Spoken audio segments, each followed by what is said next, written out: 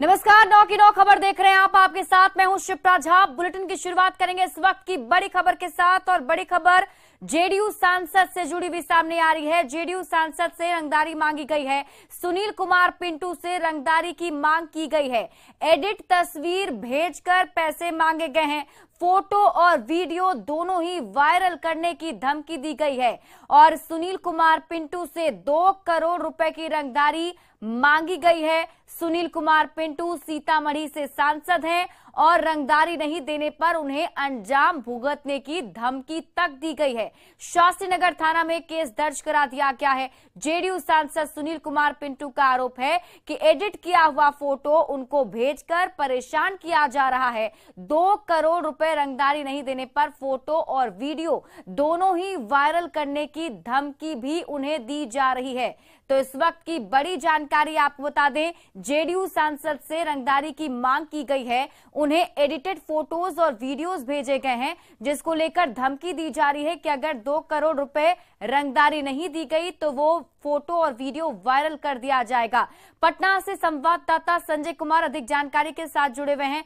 संजय, कब का ये मामला है और क्या कुछ जानकारी इसको लेकर मिल पा रही है? देखिए, दरअसल ये मामला जो है सांसद सुनील कुमार पिंटू से जुड़ा हुआ है और सांसद ने शास्त्रीनगर थाने में एफआईआर दर्ज करवाया है। आर्थिक अपराध इकाई भी इस मामले की जांच कर रही है। दरअसल 2 करोड़ रुपए नहीं देने पर एक युवती ने सांसद का एडिट किया हुआ वीडियो फोटो वायरल करने की धमकी दी है। इसको लेकर सुनील कुमार पिंटू ने जो केस दर्ज कराया उस पर पटना पुलिस फिलहाल छानबीन की बात कह रही है।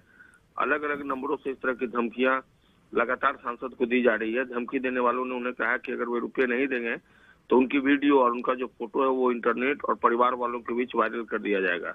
एक युवती के अलावा कई दूसरे लोग भी हैं जो कॉल कर रहे हैं और फिलहाल जो पुलिस है उसने सांसद से जो जानकारी ली है उसके आधार पर तफ्तीश शुरू कर दी है। उन सभी नंबरों की पड़ताल की जा रही है जिससे सांसद को धमकी भरे कॉल किए गए हैं।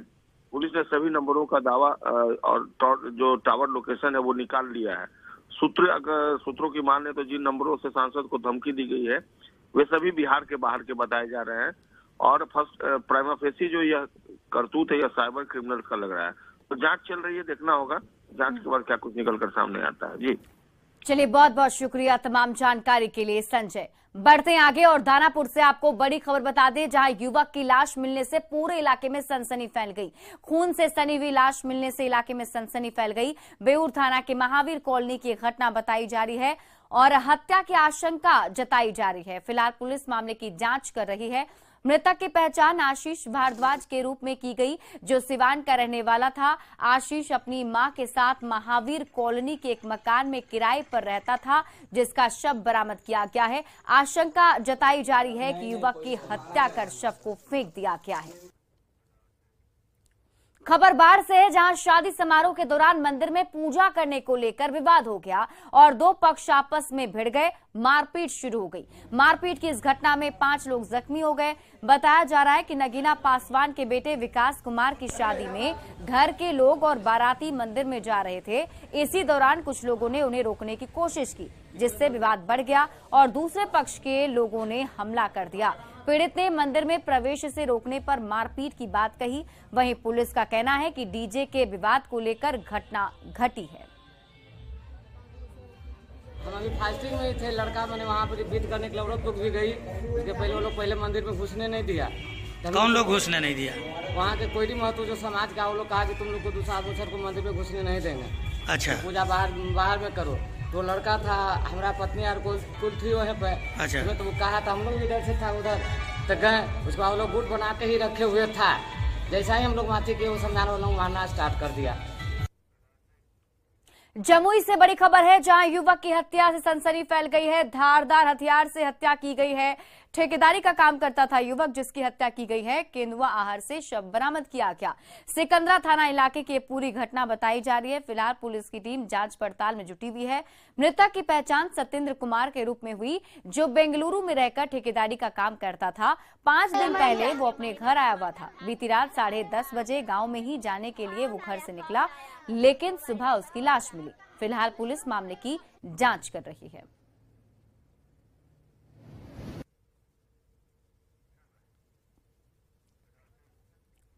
पूर्व सांसद आनंद मोहन ने बीजेपी पर निशाना साधा है। 2000 के नोट के बदलने के फैसले पर उन्होंने निशाना साधा है। उन्होंने कहा कि जब देश में नोटबंदी हुई थी तब बीजेपी को करोड़ों रुपए का कार्यालय बन रहा था। इतना ही नहीं, आनंद मोहन ने असदुद्दीन ओवैसी की पार्टी AIMIM को बीजेपी की बी टीम करार दिया और साथ ही साथ ईडी, सीबीआई और आयोग को बीजेपी की सी टीम कहा। सब कबाड़ में बेच करके और बीजेपी का कार्यालय बना किन दिनों, जब कोरोना काल था। आप 4000 से ज्यादा रुपए नहीं निकाल सकते थे एक व्यक्ति, लेकिन बीजेपी का आप RTI लगाइए। हर जिला में बीजेपी के कार्यालय के लिए करोड़ों रुपए दिए गए और आज भवन बन के खड़े हैं। फैटी लीवर इन दिनों लोगं को काफी जद में ले रहा है और ऐसे में इस रोग के इलाज के लिए दानापुर के अमहरा स्थित नेताजी सुभाष मेडिकल कॉलेज एवं अस्पताल के गैस्ट्रोएंटरोलॉजी विभाग में खास सुविधा है। मरीजों को अब फैटी लीवर से होने वाली बीमारी के बारे में समय से जानकारी मिल जाएगी। इसके लिए यहाँ नई मशीन फाइब्रो स्कैन लगाई गई है। स्वास्थ्य विभाग के मुख्य सचिव प्रत्यय अमृत और पटना एम्स कार्डियो थेरेसिक के HOD डॉक्टर संजीव कुमार ने नई मशीन का उद्घाटन किया। फाइब्रो स्कैन सिस्टम से 5 मिनट में बिना किसी दर्द के लीवर की स्कैनिंग की जा सकती है।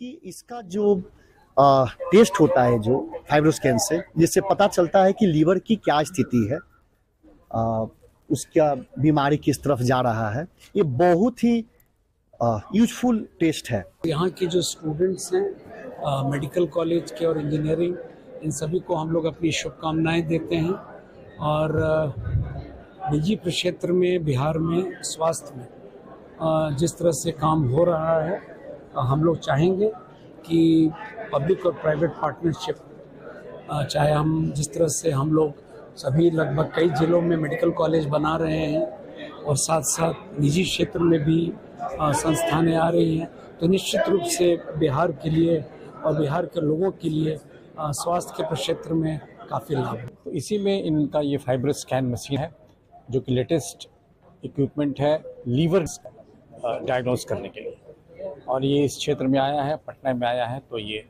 बहुत खुशी की बात है। बिहार में मानसून आने तक फिलहाल गर्मी से राहत मिलने की संभावना नहीं है। मौसम विभाग ने 1 सप्ताह के लिए लू को लेकर अलर्ट जारी किया है। माना जा रहा है कि फिलहाल लोगों को भीषण गर्मी से राहत मिलने वाली नहीं है। 13 से 15 जून के बीच बिहार में मानसून की दस्तक देने की आशंका जताई जा रही है। हालांकि जून में दिन और रात में अधिकतम तापमान में बढ़ोतरी की स्थिति बनी रहेगी। इस खबर पर और अधिक जानकारी दे रहे हैं संवाददाता रजनीश कुमार। बिहार में 10 जून तक भीषण गर्मी के साथ साथ हीट वेव से राहत मिलने की संभावना नहीं है। मौसम विभाग ने अगले 1 सप्ताह के लिए हीट वेव को लेकर अलर्ट जारी कर दिया है। साथ ही संभावना जताई है कि अगले 1 सप्ताह तक बिहार जो है पछुआ हवा के साथ साथ हीट वेव की चपेट में रहेगा। बताते चलूं कि केरल में 4 जून से ही मानसून दस्तक देने वाला है। उसके बाद 13 से 15 जून को बिहार में मानसून दस्तक देने वाला है। तो कुल मिलाकर ये कहें कि पिछले 24 घंटे में खगड़िया जिला सबसे गर्म जिला रहा और अधिकतम तापमान 42.4 डिग्री तक पहुंच गया। इसके साथ साथ सबौर, मोतिहारी, पूर्णिया, फारबिसगंज, कटिहार समेत दक्षिण बिहार और उत्तर पूर्वी बिहार के कई जिले ऐसे हैं जहां पर 40 डिग्री के आसपास तापमान जो है वो रिकॉर्ड किया गया। फिलहाल अभी 1 सप्ताह तक भीषण गर्मी और हीट वेव से राहत मिलने की संभावना नहीं है। मौसम विभाग ने यह भी पूर्वानुमान जताया है कि जून महीने में पूरे जून जो है गर्मी से राहत नहीं मिलेगी, यानी दिन और रात का जो तापमान रहेगा वो हमेशा परवान पर रहेगा और पूरे जून तक जो है लोगों को गर्मी से राहत मिलने की संभावना नहीं है। कैमरामैन राजेश के साथ रजनीश कुमार, न्यूज़ 18 पटना। राजधानी पटना में राजीव नगर इलाके में भूमाफियाओं का आतंक एक बार फिर से शुरू हो गया है। कुख्यात भूमाफिया सत्यनारायण सिंह के बेटे सुनील सिंह समेत 3 लोगों को पुलिस ने गिरफ्तार किया। आरोप है कि ये सभी एक निर्माणाधीन मकान से जबरन वसूली करने पहुंचे थे। भूमाफियाओं पर आरोप है कि उन्होंने मकान मालिक से रंगदारी नहीं देने पर बेवजह मारपीट की थी, जिससे कुछ लोग चोटिल हो गए थे। बाद में पुलिस को इसकी सूचना दी गई और सूचना के आधार पर इन सभी को हथियार समेत गिरफ्तार कर लिया गया है।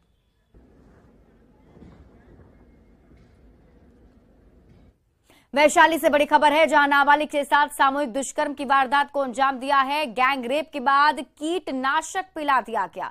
पीड़ित को अस्पताल में भर्ती कराया गया है, जहां उसका इलाज चल रहा है। बताया जा रहा है कि 5 लड़कों ने इस घटना को अंजाम दिया है। फिलहाल पुलिस मामले की जांच में जुट गई है। बलिगांव थाना क्षेत्र की एक घटना बताई जा रही है। वैशाली से संवाददाता प्रफुल्ल कुमार अधिक जानकारी के साथ जुड़े हुए हैं। प्रफुल्ल, कब ये घटना घटी और पीड़िता की हालत फिलहाल कैसी बताई जा रही है? जी देखिए, देर रात ये घटना घटी है और लड़की अपने घर पे दादी के साथ रहती थी। उसके माता पिता पटना रहते हैं और लड़की जब शौच के लिए रात में उठी, उसी समय घात लगा के 5 लड़के जो थे, आरोपी जो थे, वो वहाँ पे पहले से मौजूद थे। उन लोगों ने लड़की को उठाया और घर के बगल में ही आम का बगीचा वहाँ ले गए, वहाँ उस घटना को अंजाम दिया। साथ ही जो आरोपी है, लड़की ने ये बताया है अपनी दादी को कि उन लोगों ने कीटनाशक दवा जो है वो उसे पिला दी। वहां पे पहुंची, किसी तरह लड़की घर पहुंची, दादी को सारी बात बताई और फिर बेहोश हो गई। जिसके बाद परिजन जो है वो आनंद फानन में उसे पातेपुर पीएचसी अस्पताल ले गए, जहां जो डॉक्टर थे उन्होंने जांच की तो लड़की की स्थिति गंभीर को देखते हुए उसे हाजीपुर सदर अस्पताल रेफर कर दिया और पुलिस उसे हाजीपुर सदर अस्पताल लेकर आई है, जहां उसका इलाज चल रहा है। पुलिस पदाधिकारी भी वहाँ मौजूद है और जो आरोपी है उनकी गिरफ्तारी के लिए लगातार जो है वो छापेमारी की जा रही है। पुलिस का यह दावा है कि लड़की का मेडिकल भी कराया गया और लड़की का इलाज जो है वो बेहतर इलाज कराया जा रहा है और जो आरोपी है वो जल्द ही पकड़े जाएंगे। चलिए, बहुत बहुत शुक्रिया तमाम जानकारी के लिए प्रफुल्ल।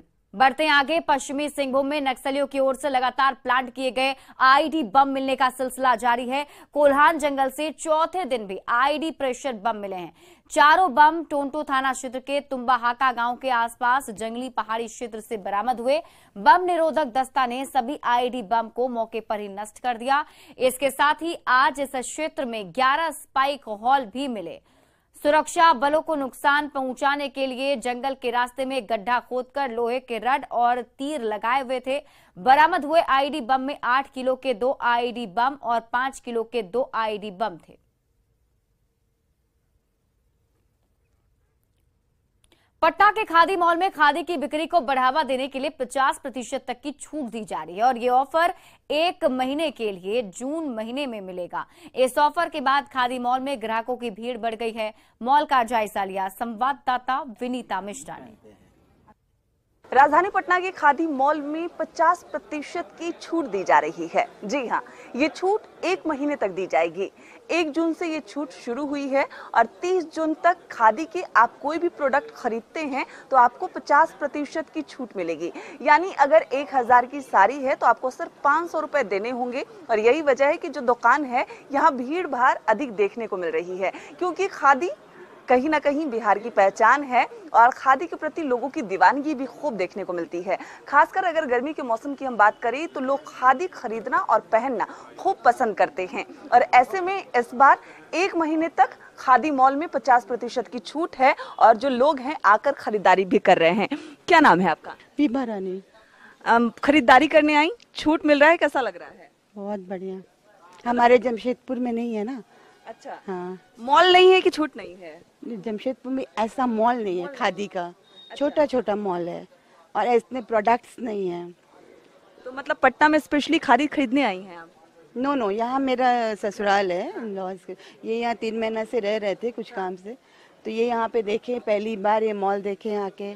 फिर हमको बताएं कि हम खादी मॉल में आए हैं, तुम्हारे लिए साड़ी ले रहे हैं। फिर हम यूट्यूब में पूरा देखे, तब आ गई आप भी? हाँ, तो फिर हम पटना आए हुए हैं अभी, हम लोग सबको ही। तो फिर हमको ये मॉल दिखाने के लिए लाए, तो आज यहाँ आके पता चला कि 50% ऑफ है।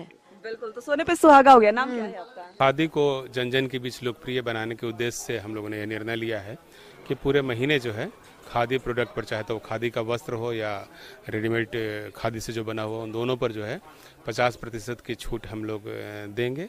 इसके अलावा भी और कई गतिविधियां हम लोग प्लान कर रहे हैं, लेकिन इस महीने में फोकस यही है कि ज़्यादा से ज़्यादा लोग, मानसून का शुरुआत होने वाला है, मानसून सीजन की शुरुआत होने वाली है, तो इस मौसम में आएँ, खादी के वस्त्रों को देखें, खादी बनाने की प्रक्रिया को समझें और फिर गांव के जो हमारे बुनकर हैं, कातिन हैं, उन सबको प्रोत्साहित करने के लिए। यही वजह है कि जो मॉल है यहाँ लोगों का आना जाना बढ़ गया है। लोग आ रहे हैं, खरीदारी कर रहे हैं और वापस अपने घर जा रहे हैं।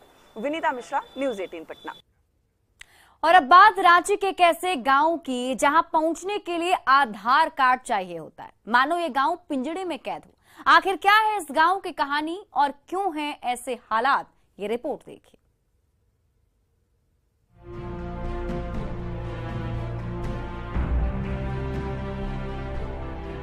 ये है रांची के कांके का सुगना गांव, जहां आने जाने के लिए आधार कार्ड होना अनिवार्य है, और वो भी इस गांव के रहने वालों के लिए। अगर कोई बाहरी है तो उसे कई तरह की जांच से होकर गुजरकर ही गांव में आने की अनुमति मिलती है। स्थिति ऐसी कि सड़क होने के बावजूद गांव तक पब्लिक बस नहीं पहुंच पाती है। दरअसल इस गांव तक पहुंचने का जो रास्ता है वो एक आर्मी कैंट से होकर गुजरता है। ऐसे में गांव में एंट्री बिना आधार कार्ड के नहीं मिलती है। जब तक नहीं पास दिखाइएगा तब तक वो आने नहीं देता है।